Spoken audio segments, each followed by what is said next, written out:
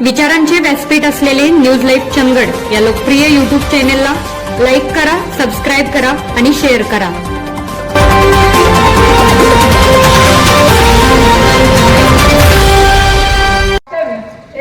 अतिशय थोडक्यात एक 5 मिनिटात आटप्त घेणार आहे.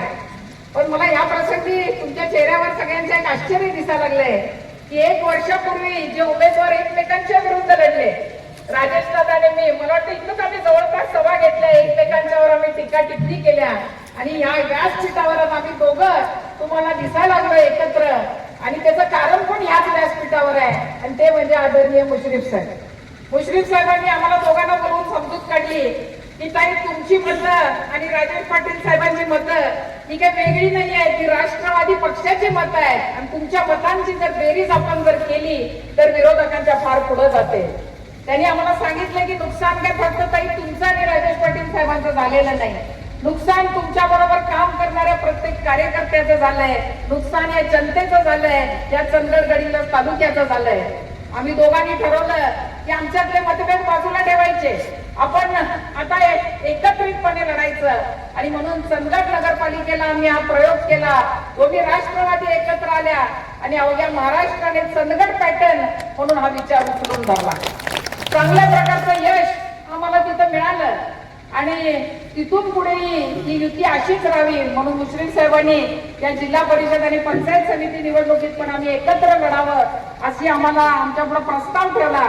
आम्ही दोघांनी काही विलंब न लावता तो प्रस्ताव मान्य केला. मुश्रीफ साहेबांनी अजितदादांना सांगितलं की अशा प्रकारे कोल्हापूर जिल्ह्यात दोन्ही राष्ट्रवादी एकत्र येतात. मला सांगावंच वाटतं की एक 10-12 दिवसापूर्वी स्वतः अजितदादांचा मला फोन आला.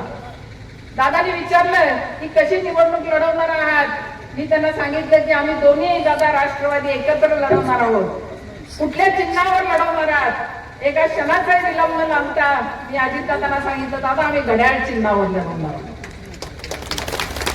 आम्हाला जाणीव झाले की आता आम्ही जर वेगवेगळे लढलो तर ज्याप्रमाणे आमदारकी कुठं तिसरीकडेच निघून गेली, तसं जर भविष्य हे आपल्याला पुढचं वाचवायचं असेल तर एकत्र लढण्याशिवाय पर्याय नाही. त्याच वेळी आम्ही अजितदादांना आणि एक विनंती केली होती की दादा आपण आमच्या विभागात एक सभा घ्यावी.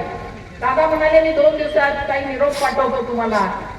पण इतकं दुर्दैव की तो निरोप आलाच नाही. दादा चंदगडात आपले येऊ शकले नाहीत. एक दुर्दैवी विमान अपघात होतो काय आणि आपले दादा आपल्याला सगळ्यांना सोडून जातात काय. आम्ही यावेळी ठरवलं होतं की आदरणीय पवार साहेबांचा आशीर्वाद घ्यायचा आणि इथून पुढचं राजकारण हे अजितदादांच्या बरोबर आणि मुश्रीफ साहेबांच्या नेतृत्वाखाली करायचं. पण दुर्दैवानं अजितदादांचं हे असं अपघाती निधन सगळ्यांच्या काळजाला चटका लावून गेलं. पण मला तुम्हाला सांगायचं आहे की तुम्ही सगळ्यांनी टीव्हीवर बघितलंय की कदाचित अजितदादांचं एवढा भयानक अपघात होता की ओळख पटणं अवघड होतं. पण दादांची ओळख कशानं पडली तर दादांच्या हातातल्या घड्याळानं पडली.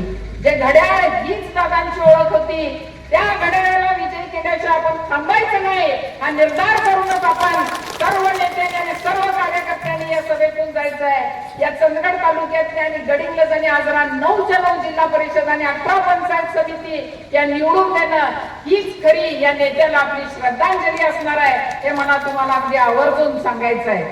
आज अतिशय चांगले उमेदवार तुमच्या समोर आहेत. मुश्रीफ साहेब महिला राज चंदगड मध्ये आले. आज 4 जिल्हा परिषद सदस्य महिला आहेत आणि मला वाटते 5 पंचायत समिती महिला आहेत. मला हे पुरुष कधी कधी वाईट वाटून म्हणतात अहो सगळं महिला आरक्षण पडलंय. मी म्हटलं अहो इतकी वर्ष आम्ही कधी म्हटलं का की सगळे पुरुष उभारलेत म्हणून निवडणुकीला. तर आता या लाडक्या बहिणींच्या पाठीशी आपण सर्वांनी उभं राहणं गरजेचं आहे. येत्या 7 तारखेला ही निवडणूक आहे. कदाचित विरोधात समोर नाही येणार. ज्याचा उल्लेख ओझरचा संतोष तुम्ही केला की हत्ती आणि गवे, मला वाटतं हत्ती आणि गव्यांपेक्षा फार मोठा प्रश्न चंदगड तालुक्यासमोर उभारलेला आहे. त्याचा उल्लेख तुम्ही ओझरचा केला. पण ही निवडणूक फक्त जिल्हा परिषद पंचायत समितीची नाही आहे, ही तुमची आणि माझ्या स्वाभिमानाची निवडणूक आहे. इथं येणाऱ्या तरुण पिढीच्या पुढच्या भविष्याची निवडणूक आहे.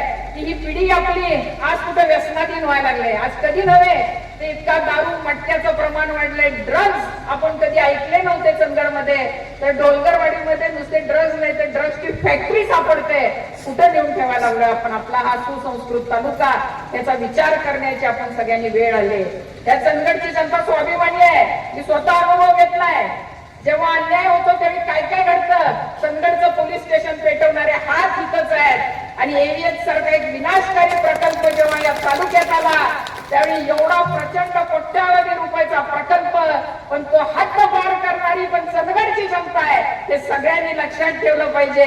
त्यामुळे जो एक विनाशकारी विचार हा आपल्या मतदारसंघात आलेला आहे त्याला परतवण्याचं काम हे आपण आता इथून पुढे करायचं आहे आणि त्याची सुरुवात ही जिल्हा परिषद आणि पंचायत समितीच्या निवडणुकीतून करणार आहे.